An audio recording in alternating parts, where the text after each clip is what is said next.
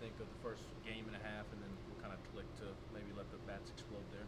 Yeah, I think today's day was a complete 180 mentality-wise from yesterday. So I thought the guys came today with much more focus, just a greater mentality overall, and it carried over into getting the lead, hitting first, but then also kind of having the calm about you need when you get punched back, and then delivering that final blow in the first game. And you think, maybe that relaxes your hitters a little bit, but I still think some guys were, feeling for things a little bit. Their pitchers were also doing a good job. I mean, Dickey did come out of the first inning and hit a homer, but I don't have the exact answer on why guys really relaxed and started taking their best swings. And, obviously the home runs kind of make it look like that, but also there's some guys you could see themselves thinking their way through some swings, and then finally to see Cortland and Luke and just cut it loose and be the athletes they are, it was refreshing. Coach Evans said he might not have seen this coming from Jared to start the season. Did you? I think he's performing at a pretty good level, but I thought he could help us in a lot of different positions. He's turned himself into a guy you would have to pinch run for, into a guy who you could use as a pinch runner. So, defensively, base running wise, attitude wise, teammate, he's not doing anything to surprise us. Did know every at bat, he'll give you everything he's got.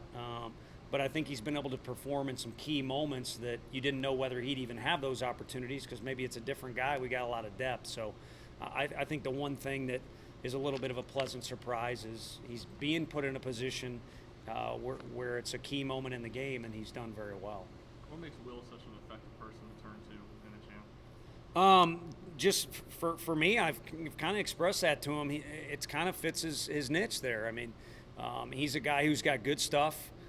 He's pretty fearless. If anything, to a fault, sometimes he gets a little too juiced up. But he's one of our jam guys, if not the main one. I mean, him and Cam, I guess, if you're going to talk right, left. And then he kind of had it going a little bit tonight. And I know all these guys, they want the ball more often than you get it. Obviously, right now with Ben Joyce, we're trying not to wear him out, but yet get him repetitions. So he'd love to stay out there and get himself out of that, or stay out there longer against OU when we brought him on Sunday. But we're trying to play the long game here, and I think that's Will's role, is to have a bunch of short outings for us. But I think he showed, kind of like Camden Sewell has, he can give us long relief, maybe a spot start, pick up a starter if something crazy happens early. But the kid's a hard worker. He's matured a lot, and it's nice to see him have a good performance like he did tonight. Christian Moore's been on a tear lately. What have you seen from the freshman that he's improved on since he's been on campus? I think just the way he goes about his business, all the things that go under the category of teammate. And Will Mabry and Jared Dickey, when they first got here, were not experts in that area either, but they've come close to being one. Just how you go about your routines, how you handle different situations. And obviously, if you look at the guy, I mean, he looks like he could play for Coach Heupel. And he also came in as a guy who was going to have to turn down money in the draft. So he's got a skill set, but this is a different level. And it doesn't mean as a freshman you can't have success, but you got to grow up fast. And I think he and some of the others are doing that. Obviously, room to grow, but that's kind of where he's at now. Tony, what are your expectations for Cortland Nelson offensively? I know that everyone knows he's got the glove, but that bat, what did you expect from him this year?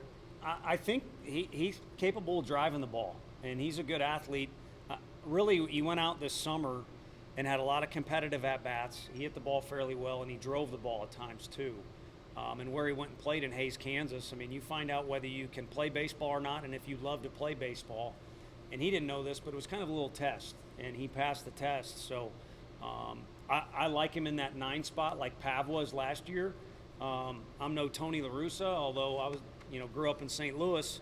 I think there's a lot to be said for your guys at the bottom setting the table for the guys at the top, if that's what is called for. But, also not giving any pitchers any breaks on the other team. So I don't know where our hitters rank best to last. It probably depends on the day. I mean, Jordan Beck was the best hitter at Minute Maid, and other than one line shot here the last 2 days, he wasn't very good. So Cortland is just as capable with the bat as he is with the glove. Wish he had a Kirby yesterday that maybe got him into some trouble. Strikes were at a premium in that game. So all of a sudden, my mind flips to let's make sure we use this guy. And Camden got us out of a jam, which is his role. Kirby's done very well with pitching with a lead, but I don't know. I think Kirby was in a little bit of the situation that Cam was against Texas. We bring him back only after a couple days of a pretty long outing, and not quite as much snap to him, but also he throws up a 0 and then is on his way to doing another if we make the first play, and we didn't. That first game was very frustrating. Our guys played with some heart and played with talent, but we didn't play with our heads, and a few other things were missing too. So we made so many defensive mistakes and yet got away with it that first game. So that's what we'll talk about tomorrow. Unfortunately, Kirby was victimized by that a little bit, but also didn't throw as well as he's capable of. I know every situation's different, but do you have a rule of thumb you like to go by in terms of how long in between outings for guys? Not really. Again, we're usually conservative, probably more than anybody in our league, or at least tied with early in the year. And then as we get deep in the year, I'd like to think, we're fairly aggressive. And that way it's not going to be whether or not a guy's tired. And guys like Wyatt Evans can't ever say, well, you didn't give me an opportunity. I mean, we're going to get guys out there and help keep others fresh and yet give them an opportunity. And that all kind of stems from being a recruiting coordinator and a pitching coach at the same time. When I first started out, it helps to be able to tell kids, you come here and you throw strikes, you're going to get the ball. But eventually it's how well or how good of strikes you throw will be determined on how you get out there. And Kirby's a guy that's going to get out there a lot. How about any timeline on when Charlie Taylor could be back? He's going to try and catch a bullpen tomorrow. I don't know if it'll be with hitters swinging. We were hoping for Friday. That might be pushing it a little bit. And again, Jared's fully capable back there, but it kind of turns it into a three-headed deal there where, again, you can manage reps, keep all three of those guys fresh. And Chuck is such a good teammate. The guys love seeing him out there, and he's, capable with the bat, but his real strength is defensively. Jarrell got a little banged up today. Is he all right? I don't know. He went back to the training room. I had about 5 people ask me because everyone loves him so much. He's just a lovable kid, but it was a clean or flush legal slide, but caught him flush on the ankle, and he had to go back in the training room, so I'm not sure where that'll leave him. But, with the other guys we have capable in the dugout this early in the year, don't really want to have a guy out there limping around, and I'm sure guys were frustrated. He's, took a half swing there. I got to be honest, I was hoping for a Kirk Gibson effort, and if it didn't go over the fence, we were going to pinch run for him immediately.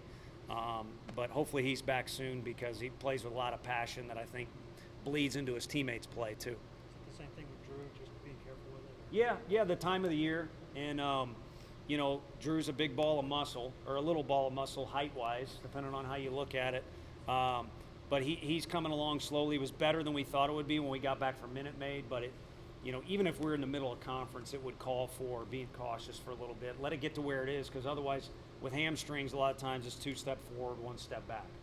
How hard are these guys made your life finding a lineup card every day? Today hard. I mean, yesterday was a little bit of we wanted to take all of them out. I mean, yesterday wasn't good, and this team, if they're at full strength, is going to wreak havoc on some people. James Madison's very good, very well coached. I told our guys that. We were fortunate to win 2 last time we split with them when they came here. It's good they pushed us, and it's also good that our guys had to come back from Houston.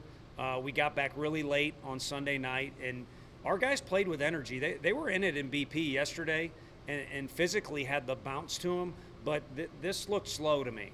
And there's going to be times where you're going to have to overcome being a little tired or not eating the right way or going to class when it's not ideal for you, and you still got to be ready to hook it up. And I don't know that we were able to do that at the standard that we were looking for yesterday.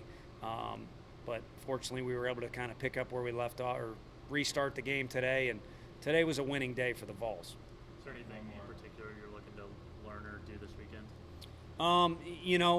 It's kind of like we did today. When you play a doubleheader, you got to manage the thing a little bit, and I'm just kind of talking to you, not necessarily the team, but you show up, you play game 1, and game 2 will come when it comes, but it comes quick. You got 35, 45 minutes to, turn the thing around and get started. So Augie Garrido's name's behind us, and I'm a big fan of his. His career was legendary. I remember we went down there once and beat them on the first game of a doubleheader, and we were supposed to start at a certain time, but he kept them in the locker room. We basically started whenever Augie wanted us to start, which was about an hour after the first game instead of about 30 minutes. But it's a fond memory I got, and they kicked our butt that game. But you know, it's a quick turnaround, so you got to manage your emotions. In junior college, you play a lot of double headers, and sometimes the first game dictates who wins the second game because of those emotions. So it'll be good for us to get a true doubleheader in because, you know, with the weather in the Southeast Conference play, we'll probably play a doubleheader.